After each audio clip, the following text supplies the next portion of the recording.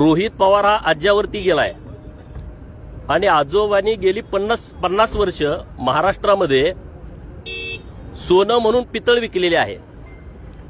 गावाकडे जशी म्हण आहे, चिंध्या पांघरून सोनं विकता येत नाही, परंतु सोनं पांघरून चिंध्या विकता येतात.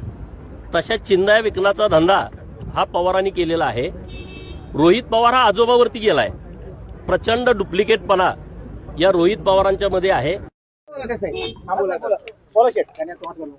राज्याचे मुख्यमंत्री माननीय देवाभाऊंचा मला फोन आला होता आणि या संदर्भामध्ये अशी वक्तव्य करू नका अशा पद्धतीची सूचना मला माननीय मुख्यमंत्री महोदयांनी दिलेली आहे.